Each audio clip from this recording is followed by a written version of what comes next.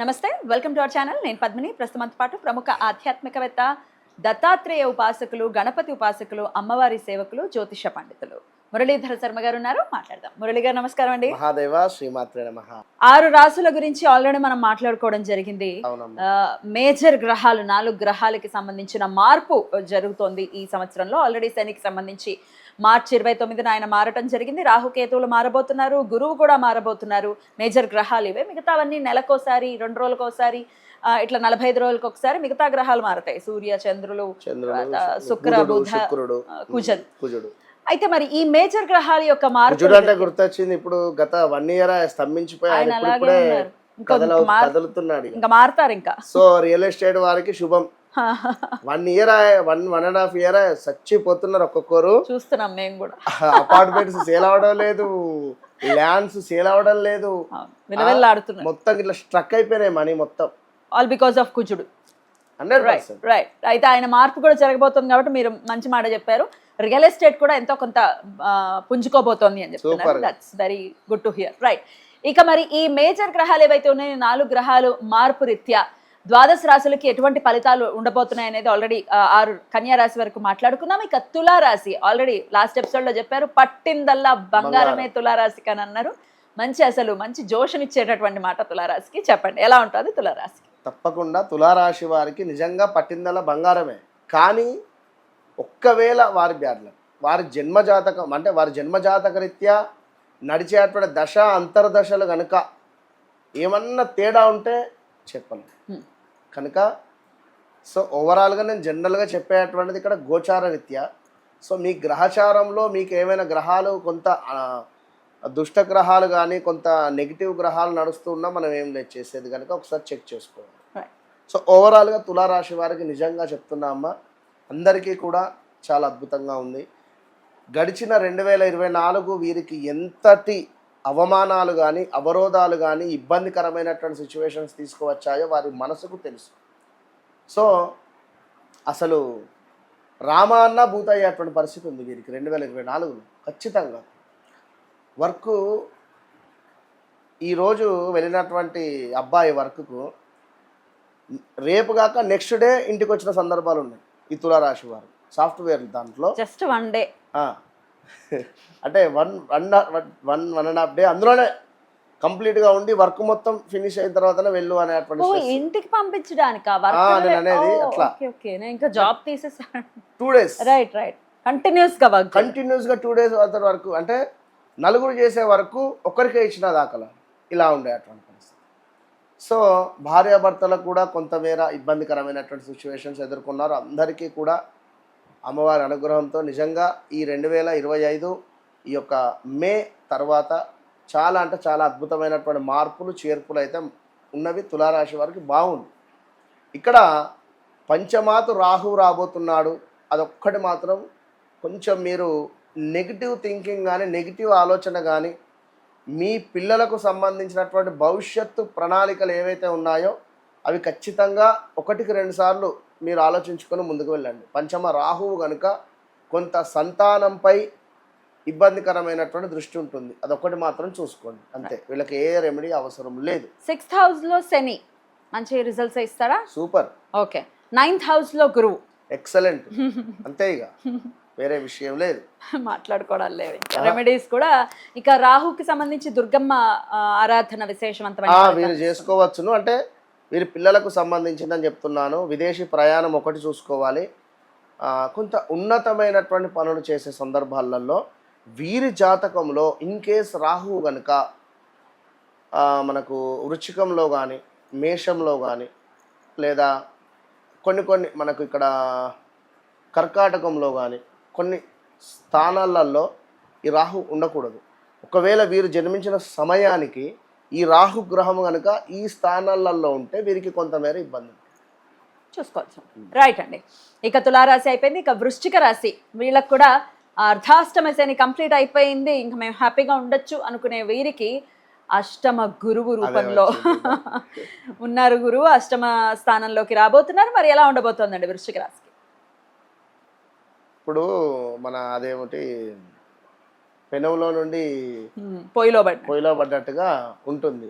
ముఖ్యంగా వాహన ప్రమాదాలు ఫస్ట్.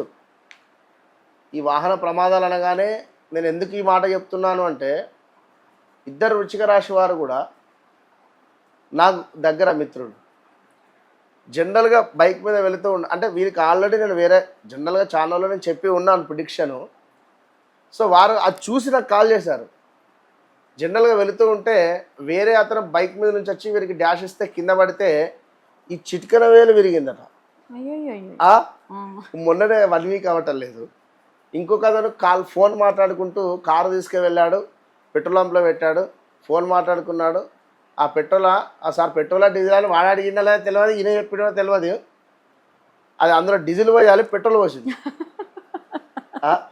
ఓకే అంటే ఓకే అన్నారు, ఇంజన్ మొత్తం ఓకే అంటే ఓకే అన్నారు. అంటే అర్ధాష్టమ శనిని అనుభవించి బాధలు పడి 21 నుంచి, అంటే ఏదో నవ్వుకుంటున్నామని కాదు కానీ ఇక్కడ సిచ్యువేషన్ అట్లా వచ్చింది పాపం. 21, 22, 23, 24 కూడా చాలా ఇబ్బందికరాలు చూసుకుంటూ వచ్చిండ్రు. అయినా కూడా ఓర్చుకున్నారు. ఏకదమ్ గురువు వచ్చేసరికి ఇలాంటి సిచ్యువేషన్స్ కొంచెం నెగ్లిజెన్స్ పనికి రాదు కదా. దీంతో పాటుగా ఈగో ఫీలింగ్ ఉంటుంది వీళ్ళకి. సీక్రెట్ మైండ్ సెట్ కానీ ఈగో ఫీలింగ్ ఎక్కువ ఉంటుంది. వృశ్చిక రాశి కదా, కొంచెం పవర్ఫుల్ కనుక సో జాగ్రత్తగా ఉండండి. జాబ్ రిలేటెడ్ కానీ, మీ తండ్రికి హెల్త్ రిలేటెడ్ ఇష్యూస్ రావడాలు కానీ, అదేవిధంగా మనం నమ్మిన వ్యక్తుల నుంచి మనకు వెన్నుపోటు అయ్యేటువంటి సందర్భాలు ఉంటాయి. మన ఇంటి ముంగడి వాళ్ళే అని అనుకుంటాం. సో వారే మన గురించి చెడుగా చెప్తారు ఇంటి పక్క వాళ్ళకు. ఆ ఇంటి పక్క వాళ్ళే మళ్ళీ వచ్చి మనకు చెప్తారు నీ మీద వాళ్ళు అట్లా ఏడుస్తుర్రు అని. ఏం చేయలేని పరిస్థితి. సో జాగ్రత్తగా ఉండండి. ప్రతిరోజు కూడా రాత్రి పడుకునే సందర్భంలో ఒక 8 నుంచి 9 లవంగాలు తీసుకొని కాస్త కర్పూరాన్ని అందులో వేసి ఈ యొక్క లవంగాలను కాల్చిన తర్వాత ఆ వచ్చేటువంటి భస్మ బొట్టుగా పెట్టుకొని పడుకోండి. ఇది ప్రతి శనివారం చేయండి. ప్రతి శనివారం కూడా అదేవిధంగా స్నానం చేసేటువంటి నీటిలో కాస్త రోజ్ వాటర్ కావచ్చును, అదేవిధంగా కాస్త పసుపును యాడ్ చేసుకుని స్నానం చేయండి. ఈ యొక్క వృశ్చిక రాశి రైట్. వీరు కూడా గంధము పసుపు 2 మిక్స్ చేసి బొట్టుగా పెట్టుకోండి, బాగుంటుంది. ఇక ధనస్సు రాశి వీరికి అర్ధాష్టమ శని అనేది మొదలైంది. మరి ఎలా ఉండబోతుందండి ధనస్సు రాశి వారికి? అలాగే సప్తమ స్థానంలో గురువు. వీరికి ఈ మొన్నటి వరకు కూడా 2016-17 నుంచి సుమారుగా 2021-22 దాకా కూడా ఏలినాటి శనికి సంబంధించినటువంటి ఇబ్బందులు ఎదుర్కొంటూ 2000 ఏలినాటి శనికి సంబంధించింది ధనస్సు రాశి వారు 2015-16 నుంచి సుమారుగా కూడా 2020-21 వరకు కూడా ఈ శనేశ్వరుడు వక్రం వెళ్ళి 6 నెలలు అటు వచ్చి ఇటు వచ్చి 21 వరకు 20 వరకు కూడా వీరికి ఇబ్బందులే. లాస్ట్ ఇయర్ కూడా వక్రించాడు కదా, ఎంతో కొంత ఇంపాక్ట్ ఉంది. దీంతో పాటుగా 2024 అంత ఇబ్బందికరమైనటువంటి సంఘటనలు వీరికి తులారాశి వారికి చాలా డేంజర్. ప్రాక్షరము చెప్తున్నా కదా, రాక్షరము. అతని పేరు రాజ్ తరుణ్. ఇల్లీగల్ అఫేర్ కానీ, అంటే ఉదాహరణ చెప్తున్నాను. ప్రకాష్ రాజ్ కావచ్చును, చెప్పలేము ఒకరు ఇద్దరు, అంటే ఉదాహరణ చెప్తున్నా నేను. సో సెలబ్రిటీ హోదాలో అంటే విషయం బయటికి వచ్చింది. ఇప్పుడు ఇండల్లో ఉండేటువంటి సమస్యలు బయటికి ఎందుకు వస్తాయి? కనుక అలాంటివి కొన్ని ఇబ్బందికరమైనటువంటి సంఘటనలు ఎదుర్కొన్నారు. ఇప్పుడు ధనస్సులో వృశ్చికంలో జ్యోతి కావచ్చును, యాక్షరము కావచ్చును, బాక్షరము కావచ్చును, జాగ్రత్తగా ఉండండి. వీటిపై ఏర్పడేటువంటి సంస్థలు కానీ, వీటిపై ఉండేటువంటి హాస్పిటల్స్ కానీ, ఈ అక్షరాలతో ఉండేటువంటివి ఏవైనా కొంతమేర ఇబ్బందికరమైనటువంటి సిచ్యువేషన్స్ అయితే ఫేస్ చేసే పరిస్థితి ఉంది. జాగ్రత్తగా ఉంది. ఎట్ ద సేమ్ టైం ఈ పేర్లతో ఏర్పడేటువంటి దేశాలలో కూడా కొంతమేర అల్లకల్లోలం ఉంది. తుఫానా లేదా భూకంపాల ఇంకా చెప్పలేము. కనుక మొత్తం మీద ధనుసు రాశి వారికి ఎప్పుడైతే 2014, 15, 16, 17, 18లో మీరు చేసినటువంటి కర్మ ఏదైతే ఉందో, మంచి కానీ చెడు కానీ, ఇప్పుడు ఈ యొక్క అర్ధాష్టమ శనేశ్వరుని మూలకంగా ఫలానా వ్యక్తి 2016లో 100 రూపాయలు అక్కడ దొంగతనం చేసిండు అనే విషయం ఇప్పుడు బయటకు వస్తుంది. అర్థమైంది కదా? అర్థమైంది. సో అప్పుడు చేసినటువంటి కర్మ అది ఏదైనా కానీ, మంచి కానీ చెడు కానీ, అరే పలానా వ్యక్తి అప్పుడు అన్నదానం చేశారా, సూపర్ మనిషి, అయ్యో ఇది వేరు. సో ఇందులో మంచి అయినా చెడైనా ఇది వచ్చేటువంటి ఛాన్సెస్ ఉంటుంది. కనుక కొంచెం మీ బ్యాక్ చూసుకొని ముందుకు వెళ్ళండి. బట్ సప్తమ గురువు కనుక గుడ్డిగా వెళ్ళిపోండి, గుడ్డిగా బిజినెస్ మొదలు పెట్టేసేయండి, 100% వెళ్ళిపోండి, Right. బాగుంటుంది. రైట్. అయితే మకర రాశి ఏలినాటి శని అనిపోయిందో అనుకునేటటువంటి పరిస్థితి. అయితే షష్టమంలో గురువు ఉండబోతున్నారు, మరి ఎటువంటి ఫలితాలు? కుటుంబ స్థానంలోకి రాహు రాబోతున్నారు, అవును. ఎట్లా ఉండబోతుంది వీరికి? సో ఇప్పుడున్నటువంటి సిచ్యువేషన్స్లో మకర రాశి వారు ఎవరైతే ఉన్నారో ఫస్ట్ అబద్ధాలు కానీ, అసలు వాస్తవానికి మకర రాశి వారికి ఉండేటువంటి గ్రాటిట్యూడ్ ఏ రాశికి ఉండదు. 100% కృతజ్ఞతా భావంతో ఉంటారా? ఖచ్చితంగా. మొండి జగమొండి, మళ్ళీ అది ధర్మంగానే వారి ఫైట్. సో సెల్ఫ్ రెస్పెక్ట్ ఎక్కువగా ఉంటుంది. నేనేమంటా అంటే ఇప్పుడున్నటువంటి సిచ్యువేషన్స్లో ఎక్కువగా బుర్రలోకి ఎక్కించుకోకండి. ఇట్లా ఏలువెట్టి చూపిస్తేనే మీకు ఆ రోజు రాత్రి నిద్ర పట్టదు. మీరు ఎవరు నన్ను ఏలువెట్టి చూపెట్టింది ఏంది అనేటువంటి ఒక ఆలోచన, నన్నే ఏలువెట్టి చూపెట్టాడు ఏంది, ఎందుకు అనేటువంటి ఆలోచనతోనే ఉంటారు ఎక్కువగా. సో ఎక్కువగా విషయాలను మైండ్లోకి ఎక్కించుకోవడం వల్ల స్ట్రెస్ ఫీల్ అయ్యే పరిస్థితి ఉంటుంది, ఎక్కువగా కూడా హెల్త్ ఖరాబ్ అయ్యే పరిస్థితి ఉంటుంది. ఆరో భావంలోకి గురువు కనుక జాబ్ రిలేటెడ్ మాత్రం బ్యాడ్ నేమ్స్ అయితే వస్తుంది. అది ఏదైనా కావచ్చు, మీరు ఎంత వర్క్ చేసినా చేయలేదు అనేటువంటి భావన కానీ సరిగా, లేదా పై అధికారుల నుండి చివాట్లు కానీ, పై అధికారులు ఏకదం రావడం, ఏమైనా సందర్శించడం కానీ, లేదా ఇది ఇట్లా ఉంది అట్లా ఉంది అని చెప్పి ఫైల్ కానీ, డాక్యుమెంట్స్ కానీ, పేపర్ రిలేటెడ్ కానీ ఏదైనా ఇష్యూస్ వచ్చేటువంటి పరిస్థితి అయితే ఉంటుంది. జాగ్రత్తగా ఉండండి. రెండో భావానికి రాహు రాబోతున్నాడు కనుక కొంతమేర కుటుంబంతో అంటే సఖ్యత తక్కువ ఉండే పరిస్థితి ఉంటుంది. సో ఇక్కడ మనం ఏం చేయాలి అంటే ఎక్కువగా మాట్లాడకూడదు. ఎంత తక్కువ మాట్లాడితే అంత మంచిది. అంటే వాదన ఎక్కువగా కూడా వాదించేటువంటి ప్రయత్నం చేయకూడదు. సో శనేశ్వరుడు మీకు సంఘంలో గౌరవ మర్యాదలు ఇస్తాడు. మీ శ్రమకు పడినటువంటి వర్క్ ఏదైతే చేసి ఉన్నారో లాస్ట్ 7 years కానీ 4 years కానీ 2 years కానీ, ఫలానా అబ్బా వర్క్ బాగా పనిచేసింది అనేటువంటి భావన ఉంటుంది. కానీ ఇక్కడ గురుగ్రహం ఏమిటి, ఇంకొన్ని రోజులు చూద్దాంలే అనేటువంటి విధంగా కానీ కొంత పోస్ట్ పోన్స్ అవుతూ ఉంటాయి. పనులు పోస్ట్ పోన్స్ అయ్యే పరిస్థితి ఉంటుంది. జాబ్ రిలేటెడ్ మాకు వీరికి ఇష్టం లేని ప్రదేశానికి బదిలీలు ఉండే పరిస్థితి ఉంటుంది. సో ఇలాంటి ఛాన్సెస్ అయితే ఉంటవి. జాగ్రత్తగా ఉండండి. డబ్బు కొంత కనబడే పరిస్థితి ఉంటుంది. డబ్బు మాత్రం కనబడుతుంది ఏదో రకంగా. రైట్. ఇక కుంభరాశి జన్మలోకి రాహువు, కుటుంబ స్థానంలోకి శని, పంచమంలో గురువు, ఎలా ఉండబోతుందండి గ్రహస్థితి రీత్యా? ఎవరైతే ధర్మంగా ఉంటారో వారికి మాత్రం బాగుంటుంది. ఒకటే మాట చెప్తున్నా, వెన్నుపోటు కావచ్చును, లేదా విలువ లేకుండా మాట్లాడడం కావచ్చును, అబద్ధాలు మాట్లాడడం కావచ్చును, అదేవిధంగా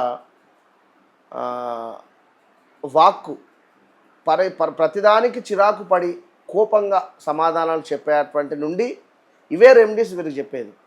అలాంటి సిచ్యువేషన్స్కు గురయ్యేటప్పుడు కూల్ కూల్ కూల్ అనుకోవాలి, అంతే. సో పంచమ గురువు కనుక ఎవరికైతే జన్మజాతకంలో గురువు కనుక మకరంలో కానీ కుంభంలో కానీ ఉంటే దెబ్బ పడుతుంది ఖచ్చితంగా. గురువు కదా మకరం అయితే. ఇప్పుడు వీరికి అదేవిధంగా సూర్యుడు కూడా, సూర్య భగవానుడు కనుక కుంభరాశి వారికి ఈ యొక్క దాన్ని ఏమిటి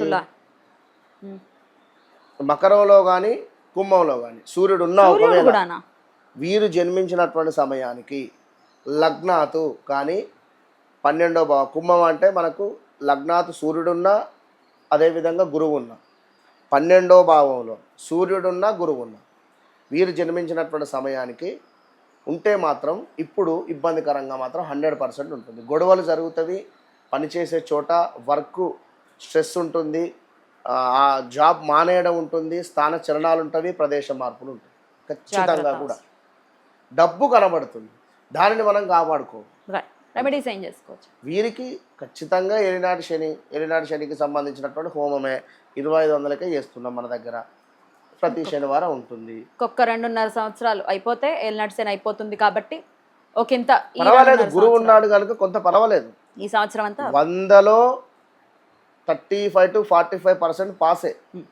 చెప్తున్నా కదా, ఆటిట్యూడ్తో అంతే. రైట్ అండి. ఇక ఫైనల్గా మీనరాశి సెకండ్ ఫేజ్ ఆఫ్ ఏలినాటి శని, అంటే ఇంకా 5 ఏళ్ళు ఉంది ఏలినాటి శని కదా. మరి ఈ సెకండ్ ఫేజ్లో అంటే జన్మలోకే శని రావటం, వ్యయంలోకి రాహు రావటం, అలాగే 4వ భావంలోకి గురువు వెళ్ళటం అనేది ఎటువంటి ఫలితాలను ఇస్తుంది మీనరాశి వారికి? కొంతమేర డబ్బు అధికంగా ఖర్చు అయ్యే ఛాన్సెస్ ఉంటుంది. సో స్థాన చలనాలు, ప్రదేశ మార్పులు, గృహానికి సంబంధించి నిర్మించుకోవాలి అనేటువంటి ఆలోచన రావడము, ఈ 1 ఇయర్లో ఎక్కడైనా ఇన్వెస్ట్మెంట్ చేయడం కావచ్చును. అదేవిధంగా ఎవరైతే ఈ యొక్క మీడియా రంగంలోకి రావాలి అనుకుంటున్నారో, మీనరాశికి సంబంధించినటువంటి సెలబ్రిటీస్ ఎవరైతే ఉన్నారో వారు కొంత ఈ సంవత్సరము ఒక వెలుగులోకి వచ్చే పరిస్థితి ఉంటుంది ఏదో రకం. అదేవిధంగా మీడియా రంగంలో ఉండేటువంటి వారికి మాత్రం చాలా బాగుంటుంది. మీనరాశి వారికి కొంత స్థాన చలనాలు, ప్రదేశ మార్పులు అని చెప్పుకున్నాం. లగ్నాతు శనేశ్వరుడు ఉన్నాడు కనుక శరీరం కాస్త బద్ధకస్తంగా అనిపిస్తుంది. తప్పకుండా సూర్యోదయం కంటే ముందే నిద్రలేవాలి. ఒక దీపారాధన చేసిన తర్వాత అందులో 3 లవంగాలు వేయండి. ప్రతిరోజు 108 రోజులు దీపారాధన చేయండి. ఆవ నూనెతో దీపారాధన చేసి అందులో 3 లవంగాలు వేయడం వల్ల శనేశ్వరుని యొక్క అనుగ్రహము కొంతమేర పొందే పరిస్థితి ఉంటుంది. రైట్, అంతేనండి. రైట్ అండి, చాలా చక్కగా వివరించారు. ఈ 6 రాశుల వాళ్ళకి కూడా ఎటువంటి ఫలితాలను ఇవ్వబోతున్నాయి మేజర్గా ఈ 4 గ్రహాలు అనేవి. అందులో కూడా ప్రత్యేకించి చూసుకుంటే గురువు, శని, రాహువులకి సంబంధించి అయితే చాలా వివరంగా తెలియజేశారు. అయితే ఇక మారిన తర్వాత ఇంకొంచెం ఎలాబరేటివ్ గా, అంటే గురువు మారిన తర్వాత 12 నిమిషాలు ఎలాబరేటివ్ గా సంవత్సరం పొడవునా చేసుకోవాల్సినటువంటి అంటే పరిహారాలు అనుకోవచ్చు, తీసుకోవాల్సినటువంటి జాగ్రత్తలు అనుకోవచ్చు, ఇవన్నీ కూడా తెలియజేసేటటువంటి ప్రయత్నం ఖచ్చితంగా చేస్తాం. కాబట్టి నెక్స్ట్ వీడియోస్ లో అవి ఉంటాయి. సో అవసరం లేదు, ఎందుకంటే పూర్తిగా ఒక 60% మన యొక్క మైండ్ సెట్ మీద ఆధారపడి, రైట్, సంకల్ప బలం 60% కూడా మనం పాజిటివ్ గా ఉంటే, రైట్, బలంగా ఉంటే సరిపోతుంది. చాలా చక్కగా వివరించారండి. Thank you so very much. నమస్తే. మహాదేవ.